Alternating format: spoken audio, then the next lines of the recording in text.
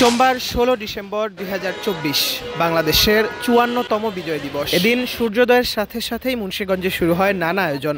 মুন্সিগঞ্জ পৌরসভার সামনে ৩১ বার তোপধ্বনির মধ্য দিয়ে সূচনা হয় দিনব্যাপী অনুষ্ঠানের। সকাল ৭টার দিকে কাচারিতে শহীদ মুক্তিযোদ্ধা স্মৃতিফলকে পুষ্পস্তবক অর্পণ করে জেলা প্রশাসন, জেলা পুলিশ সহ সর্বস্তরের জনতা।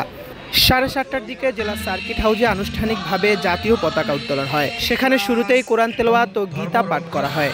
পরে জাতীয় সঙ্গীতের সাথে পতাকা উত্তোলনে অংশ নেন জেলা প্রশাসক ফাতেমাতুল জান্নাত ও পুলিশ সুপার মোহাম্মদ শামসুল আলম সরকার। এ সময় প্যারেড অনুষ্ঠানে জেলা পুলিশ, আনসার, ফায়ার সার্ভিস ও বিএনসিসি সদস্যরা উপস্থিত হন। উপস্থিত ছিলেন বীর মুক্তিযোদ্ধারাও।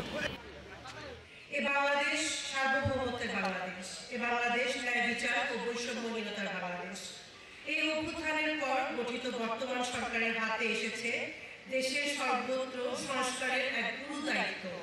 এই গুরু দায়িত্ব পালনের জন্য দরকার সকল শ্রেণী পেশার মানুষের আন্তরিক সহযোগিতা। এছাড়াও বিভিন্ন মহল থেকে দেশকে অস্থিতিশীল করার যে অপচেষ্টা চলছে সেটাকে ঐক্যবদ্ধভাবে রুখে দিতে হবে। ৭১-এর বীর মুক্তিযোদ্ধা ও বীরাঙ্গনাদের আত্মত্যাগ, ২৪-এর ছাত্র জনতার আত্মত্যাগ তখনই সফল হবে যখন আমরা তাদের স্বপ্নের বৈষম্যহীন বাংলাদেশ গড়তে পারব। ১০:৩০টার দিকে জেলা শিল্পকলা একাডেমি প্রাঙ্গণে চারু, কারু ও স্থানীয়ভাবে উৎপাদিত শিল্প পণ্যের মেলা শুরু হয়। বিজয় মেলায় ১৪টি স্টলে সাধারণ মানুষের স্বতঃস্ফূর্ত অংশগ্রহণ দেখা মেলে।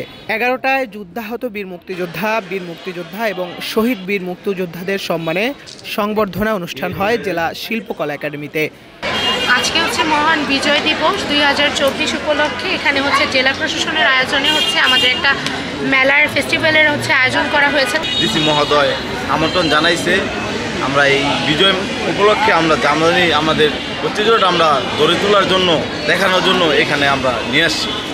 আমার স্টলে কুশি কাটার কাজ আছে, পুঁথির শোপিস আছে, তারপরে নকশিকাঁথা আছে, আচার আছে, পিঠা আছে। বর্ণবাদ মুক্ত আদিবাসী, পাহাড়ি এবং সমতলের সমস্ত মানুষের ঐক্যের ভিত্তিতে দল, মত, ধর্ম, বর্ণ নির্বিশেষে একটি মানবিক সমাজ যদি আমরা প্রতিষ্ঠা করতে পারি, তবেই আমাদের ৭১-এর চেতনা কিংবা আমাদের এই ২৪-এর চেতনা বাস্তবায়িত হবে। প্রতিটা নাগরিক যেন সচেতন হয়, দেশটা কারো নিজের একা না, সবাই একসাথে দেশটাকে গড়ে তোলার জন্য কাজ করবে।